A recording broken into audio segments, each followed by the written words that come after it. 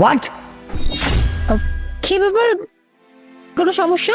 না না বেবি, ওই চাটা না অনেক বেশি গরম, তাই আর কি। আচ্ছা বেবি, তুমি এক কাজ করো, তুমি বরং চাটা খেতে থাকো। হ্যাঁ, আমার তো একটু আগে একটা কল আসছিল না, আমি বরং এক কাজ করি, কলটা মেবি খুব ইম্পর্টেন্ট হতে পারে, আমি কলটা অ্যাটেন্ড করি একটু। হ্যাঁ একটু। এই যে আপনি কি উল্টাপাল্টা কথা বলছিলেন? এই চায়ের মধ্যে নাকি বিষ মেশানো আছে? কি কি ধরনের কথাবার্তা বলছেন আপনি? স্যার দেখুন, আমি যা বলছি একদম সত্যি কথা বলছি। আপনার চায়ে বিষ মেশানো আছে। এই চুপ করুন, আর একটা বাজে কথা বলবেন না। তার মানে আপনি কি বলতে যাচ্ছেন? আমার ওয়াইফ চায়ের মধ্যে বিষ মিশিয়ে আমাকে মারতে যাচ্ছে, যেখানে কিনা আমার বউ আমাকে অনেক বেশি ভালোবাসে, সেখানে বলতে আমার বউ আমাকে মারতে যাচ্ছে। আপনি কি মজা করতেছেন আমার সাথে? আপনি আসার আগেই ম্যাডামের বয়ফ্রেন্ড আসছিল, ম্যাডামের বয়ফ্রেন্ড এসে ম্যাডামকে বিষ দিয়ে গেছে আপনাকে মারার জন্য। এই নাও, তুমি যেভাবে যেভাবে বলছো সেভাবে সেভাবে নিয়ে আসছি। যাই হোক, এরপরে তুমি আর আমি সোজা লন্ডন। আমার তো আর দেরি সহ্য হইতেছে না, তুমি এই কাজটা করলেই আমার মিশন সাকসেস। আচ্ছা শোনো, ওর আসার সময় হয়ে গেছে, তুমি তাড়াতাড়ি এখান থেকে চলে যাও। যাও। ঠিক আছে, ঠিকঠাক ভাবে করে কিন্তু।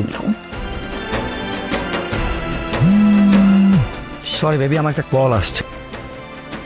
হ্যালো,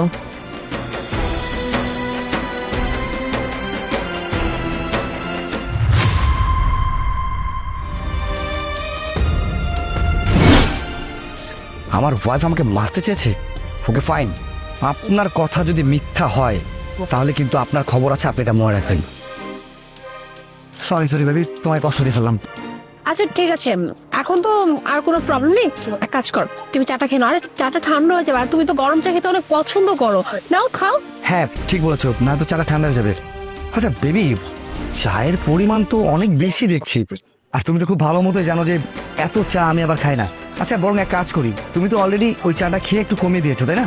এক কাজ করো, তুমি বরং এই চাটা খাও, আমি এটা খাই, ঠিক আছে?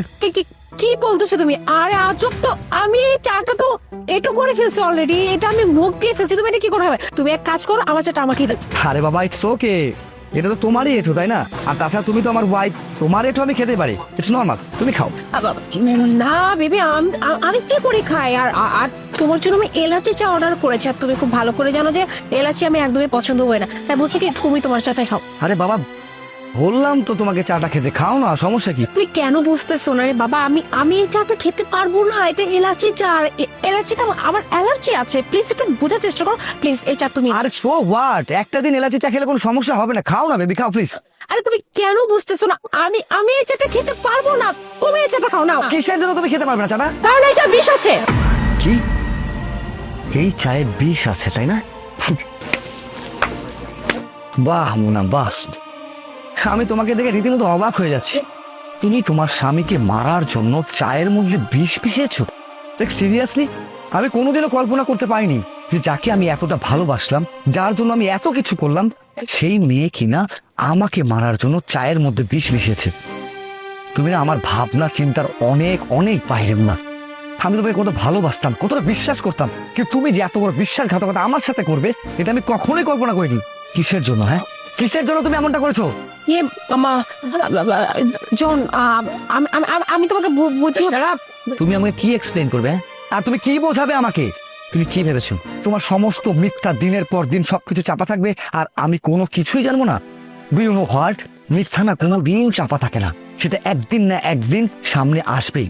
আর সেই দিনটা আজকে চলে এসেছে, তোমার সমস্ত মুখোশ আজকে খুলে গেছে মোনা। কিসের জন্য? হ্যাঁ কিসের জন্য তুমি এমনটা করছো আমার সাথে? ওকে ফাইন, তুমি জানতে চাচ্ছ তো? হ্যাঁ, কেন তোমার সাথে আমি এই কাজ করছি? ওকে ফাইন, আমি তোমাকে আজকে পুরো সত্যিটা ক্লিয়ার করে বলতেছি। আমি তোমার সাথে থাকতে চাই না, আমি তোমাকে বিয়ে করতে চাই না। শুধুমাত্র তোমাকে আমি বিয়ে করেছি তোমার প্রপার্টিস এর জন্য, কারণ তোমার অনেক প্রপার্টিস, অনেক টাকা পয়সা, তোমরা সব গুণা শেষ করা যাবে না। তো শুধুমাত্র আমি এগুলোর জন্য আমি তোমার মতো এরকম একটা ছেলেকে বিয়ে করেছি। আর একটা কথা, আমার কিন্তু বয়ফ্রেন্ড আছে, আর তার সাথে আমার 5 বছরের রিলেশন। আমি তাকে বিয়ে করবো, তার সাথে আমি লাইফ সেট করবো। তোমাকে তো জাস্ট আমি ইউজ করেছি, কিন্তু বিয়ের পর দেখতেছি তুমি আমার মধ্যে বেশি ইনভলভ হয়ে গেছো। মানে আমাকে ছাড়া তুমি কিছুই বোঝো না। আমি কতবার যে চেষ্টা করেছি তোমাকে আমার জীবন থেকে সরানোর, কিন্তু যত যাই কিছু করি না কেন, তুমি একটা নাছোড়বান্দা। আমার পিছ তো তুমি ছাড়োই না, বরং যত আমি তোমার ক্ষতি করতে চাই তুমি ততই আমাকে ভালোবাসো, আমার জন্য এইটা করো সেইটা করো। তাই আমি ভাবতেছিলাম যে না, এই শালাটাকে তো এমনি এমনি ছাড়ানো যাবে না, এটার জন্য একটা অন্য প্ল্যান করতে হবে। যে আমি আমার বয়ফ্রেন্ডের সাথে এই প্ল্যানটা করেছি যে তোমাকে চায়ের সাথে বিষ মিশিয়ে একদম শেষ করে দিল। এরপর লিগালি আমি যেহেতু তোমার ওয়াইফ, তো তুমি মারা যাওয়ার পরে তোমার সব প্রপার্টিস আমার নামে, আর এইগুলো নিয়ে আমি আমার বয়ফ্রেন্ডের সাথে সুন্দর মতো লাইফ সেট করবো। এইটাই ছিল আমার প্ল্যান, বুঝতে পেরেছো? কিন্তু তোমার সমস্ত প্ল্যানের মধ্যে আমি পানি ঢেলে দিলাম, তাই না? আফসোস। তোমাকে দেখে না আমার খুব আফসোস হচ্ছে। কত স্বপ্ন ছিল তোমার, কত স্বপ্ন সাজিয়েছো তুমি তোমার বয়ফ্রেন্ডকে নিয়ে। আমার সমস্ত সম্পত্তি আত্মসাৎ করে তুমি তোমার লাইফটাকে রানীর মতো লিড করবে। লজ্জা করলো না একটাবার এরকম চিন্তা ভাবনা করতে? না, এই সম্পত্তি তোমার না, তোমার পরিবারের না, তোমার 14 গোষ্ঠী কারণ। এই সম্পত্তি আমার এবং আমার বাবার দেওয়া। তুমি তুমি চিন্তা করলে কিভাবে? কিভাবে চিন্তা করলে তোমার স্বামীর সাথে এত বড় বিশ্বাসঘাতকতা করতে? আর একটা মেয়ে তো সবসময়ের জন্য এটাই চাই যে তার স্বামী তাকে ভালোবাসবে, তাকে আগলে রাখবে, তার সমস্ত রাগ ভাঙিয়ে সবসময় তার সাথে থাকবে। আর তুমি তো তেমনই স্বামী দিয়েছিল, তারপরেও তুমি আমার সাথে এত বড় বিশ্বাসঘাতকতা করলে। আমি কখনো কল্পনা করিনি মুনা তুমি আমার সাথে এত বড় একটা গেম খেলবে। ওকে ফাইন, যখন তুমি আমার সাথে এত বড় গেম খেলতে পারো, তাহলে আমিও তোমার সাথে পাল্টা গেম খেলবো। এখন তোমার সাথে আমার দেখা হবে সোজা কোর্টে, কারণ আমি তোমার এবং তোমার বয়ফ্রেন্ডের নামে মামলা করব। হে জন, তুমি এগুলো কি বলতেছো? মানে তুমি জেলে দিবে মানে? দেখো দেখো প্লিজ, তুমি এই কাজটা করো না, তুমি আমাকে জেলে দিও না।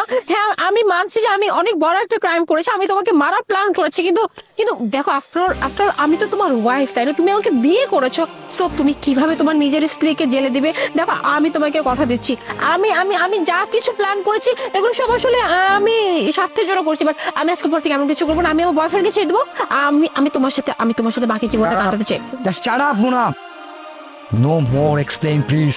হ্যাঁ, তোমার মতো মেয়েকে আমার খুব ভালো মতো চেনা আছে, আর তোমাকে যদি আমি আর একটা সুযোগ দিই না, তুমি এবার সত্যি সত্যি আমাকে মেরে ফেলবে। তাই আমি চাই না আমার জীবনের কোনো ঝুঁকি নিয়ে তোমার মতো মেয়ের সাথে সংসার করতে। তোমাকে তো আমি ডিভোর্স দিব, এটা 200% শিওর। অ্যান্ড তোমাকে আমি জেলের ভাত খাওয়াবো, সেটাও তুমি লিখে রাখো। আমি এখনই পুলিশে কল করছি, just wait. Hello police station.